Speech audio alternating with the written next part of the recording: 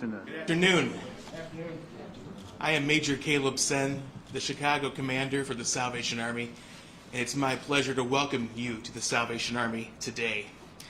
We're going to discuss a collaboration between the city and the Salvation Army to help those in need in our city who have come for help and refuge. The Salvation Army is an international ministry with a mission to meet human needs in Jesus' name without discrimination. We've been living that mission in the city of Chicago for 135 years. We do that by providing shelter, meals, spiritual and social services to those who need love and hope the most in this community. It was our truth yesterday, it is our truth today, and it is what we will do tomorrow. Our mission is to ensure that all people, whether from Chicago or Venezuela, know no hunger and have a safe place to sleep.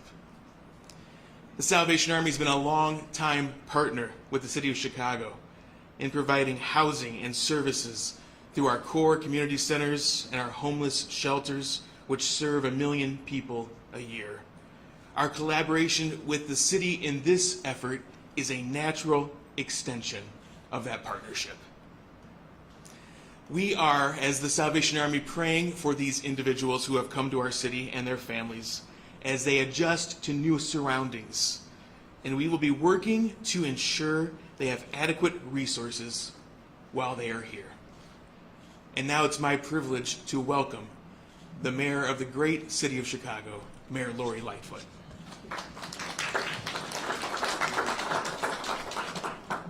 You know, I was struck when I walked into this room and I looked at the folks here. It feels like we are in a chapel and we are the chorus. We are the chorus that has come together to sing a song of partnership, collaboration, and unity. A song of welcome for our brothers and sisters who are now here in our city and traveling from far away, looking for and seeking the same thing that all of us want: peace, safety, shelter, be able to raise their children in a way that they have the ability to prosper. And that, to me, is really what this moment is about. We are Chicago, a welcoming city, a city where we live our values every single day, a city where immigrants and refugees have been a part of the fabric of the city from our earliest days. Last night, we showed our mettle, the best of who we are. We have organized and collaborated and come together to ensure that a group of migrants from Venezuela would have food, clothing, and shelter. And that's what we do, because this is who we are as Chicagoans. I want to next thank our many partners. And I will read a formal list in a moment, but I have to start with thanking several people in the mayor's office who have been working tirelessly for some time. Paul Gurdridge, our Chief Operations Officer; Tina Hohn, our Chief Engagement Officer; Nubia Wellman, the head of our Office of New Americans; Darcy Flynn, the head of our Gender-Based Violence Initiatives; Maria Martinez of our IGA team. I also want to thank Commissioner Brandy Kanazi and a team at the Department of Family and Support Services. They have been working tirelessly doing yeoman's work. I also want to thank Director Rich Gaitis of the OAMC for his always outstanding leadership in coordinating and rallying city services. Rich, thank you as well. I am joined, as you can see, by local, state, and federal community leaders to discuss last night's arrival of the migrants who were bused here to our city, and reiterate our continued commitment to being a welcoming city for all. 75 individuals were dropped off at Union Station.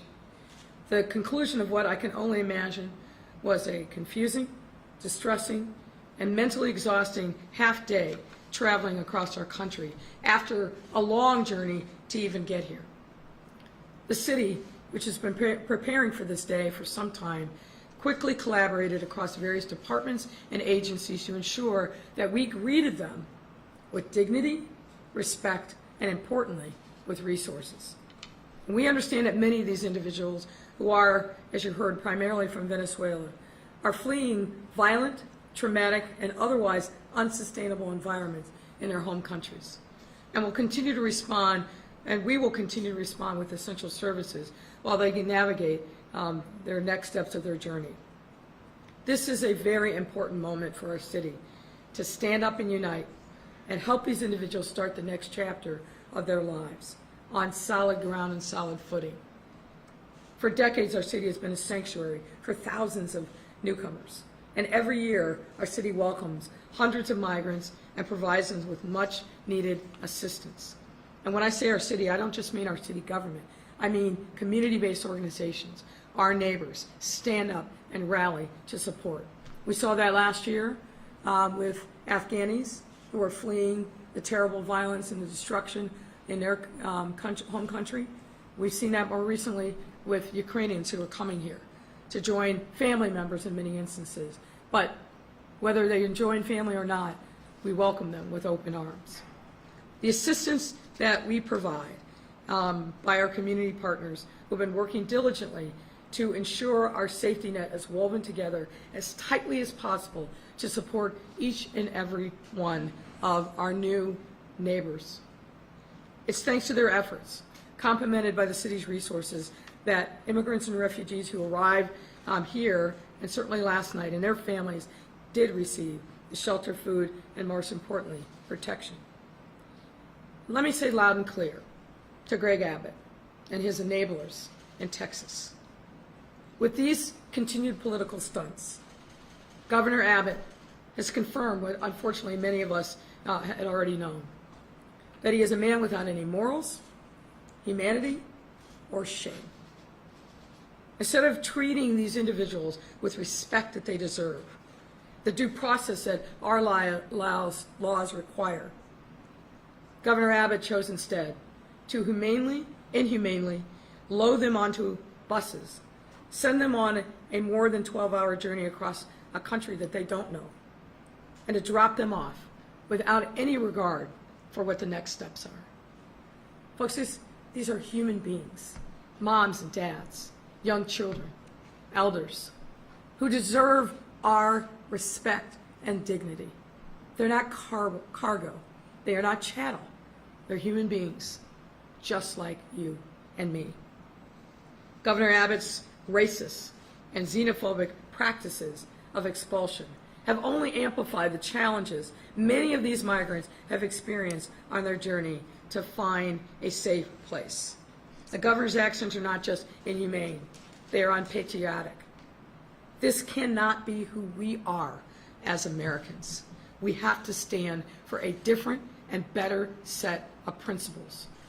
If we are going to be a leader in the world, on the international stage, but even here at home, we must reject these policies and practices and say, as Americans, we must do better.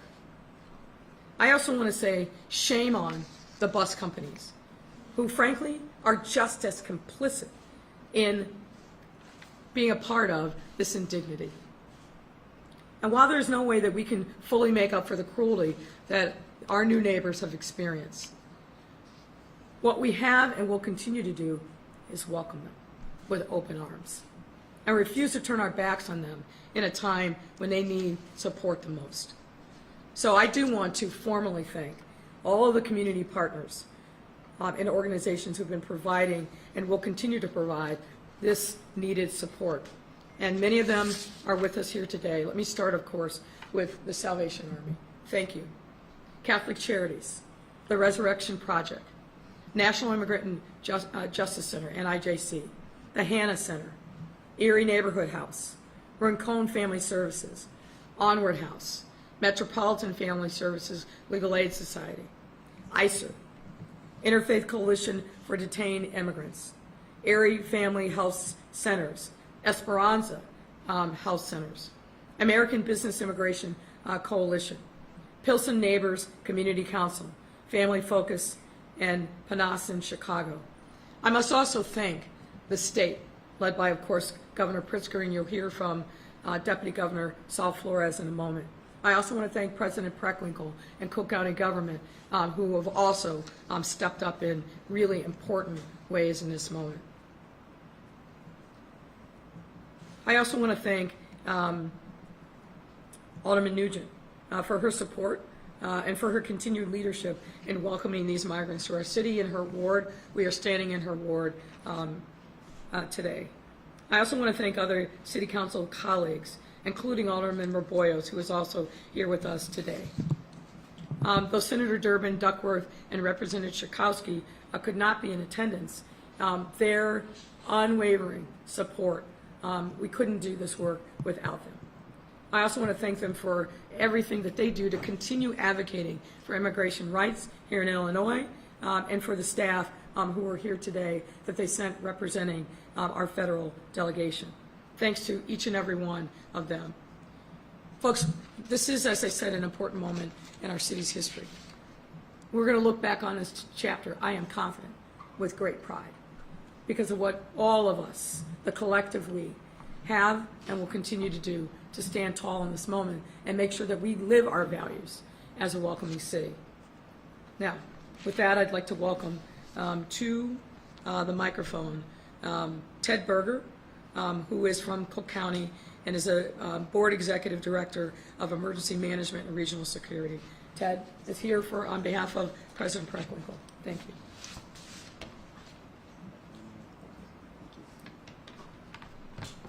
Thank you so much. Appreciate the introduction.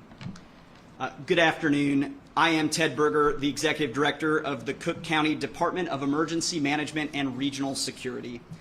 I am here on behalf of President Preckwinkle, who regrets she was unable to join you today. To our newest residents arriving from Texas, welcome to Cook County. Cook County is among the most diverse communities in the world and inspires so many to make their homes here. The more diverse we are, the stronger we are. We are proud to be a safe and welcoming county for all. It is imperative that we lead with compassion in a time of humanitarian need.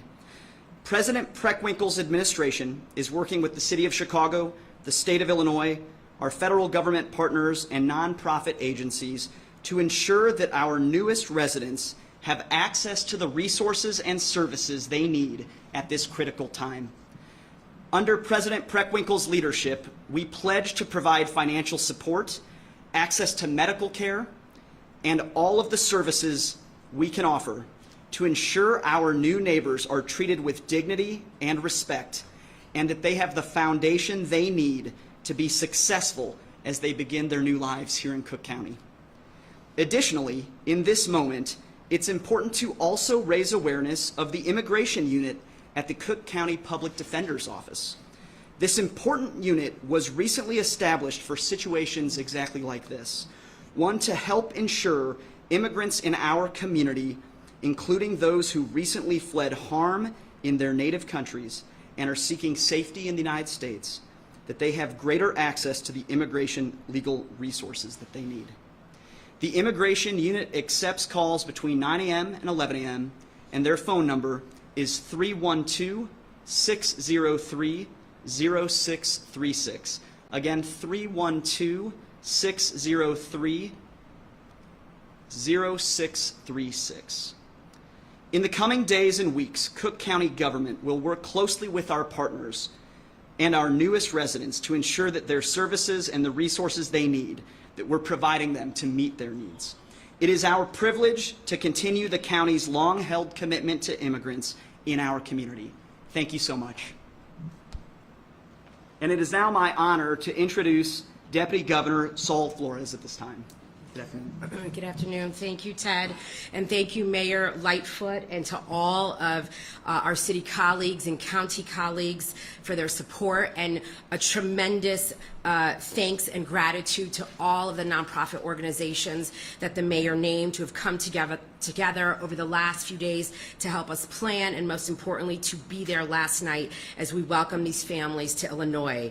I'm here also with other representatives from state government and IEMA and our Director of Refugee Resettlement and Welcoming Centers, Lilian Jimenez. And I'd also like to acknowledge my colleagues in the Illinois General Assembly who are here with us today as well, Leader Ramirez and Senator Villanueva. Illinois has been a state that welcomes refugees, migrants, and asylum seekers with dignity and respect, and I'm proud to continue that tradition. It's why my own parents and grandparents traveled from Puerto Rico to Chicago more than 60 years ago and raised me just a few miles from here, where they knew they could find new opportunity here in this city and state. It's why Ukrainian refugees, like Governor Pritzker's family, came here in 1881. And it's why in 2019, Governor Pritzker signed legislation expanding protections for our immigrant communities and restored funding to the Illinois Welcoming Centers, which have only become stronger with his support and the support of the General Assembly, particularly Leader Lisa Hernandez. Illinois is and always has been a welcoming place. The 75 people who arrived in Chicago last night have been through weeks and even months of difficult, frightening travel to make a better life for their families. They deserve so much more than being villainized as Governor Abbott's political pawns, and we will make sure they are treated with basic human dignity. Governor Pritzker has already reached out to members of our federal delegation to discuss how the federal government will provide assistance to support our work here in Illinois. The Illinois Department of Human Services is offering comprehensive case management through our welcoming centers. Each individual will receive an assessment to figure out housing, employment options, education for any children, local health care, and medical coverage. Along with our partners in the city and our federally qualified health care centers, they are also providing medical screenings. Some of these individuals are hoping to move on to another state or city, and we will be partnering with organizations that can help provide additional assistance needed to get there safely. We are working together across agencies and departments to ensure that the transition to Chicago is as painless as possible for people who have already been through so much pain to make here. Your journey has a purpose, and we honor the sacrifices that you have made to get here. I'd like to again thank all of the numerous organizations who have been working with us day and night to ensure that this is a seamless process. And on behalf of Governor Pritzker, Secretary Ho, and myself, I want to welcome you all to Chicago and to Illinois. I'm going to repeat briefly some of my remarks in Spanish. Illinois siempre ha sido un estado que da la bienvenida a refugiados, migrantes y solicitantes de asilo con dignidad y respeto. Y me da la orgullo continuar con esta tradición. Es porque mis padres y abuelos vinieron de Puerto Rico a Chicago hace más de 60 años y me criaron con unas pocas millas de aquí, donde sabían que podían encontrar nuevas oportunidades aquí en Chicago. Es porque los refugiados ucranianos, como la familia del gobernador Pritzker, vinieron aquí en el 1881. Es porque en 2019 el gobernador Pritzker firmó una legislación que amplía las protecciones para las comunidades inmigrantes. Illinois es y siempre ha sido un lugar acogedor para todos los que necesitan. Las 75 personas que llegaron a Chicago anoche han pasado semanas, incluso meses de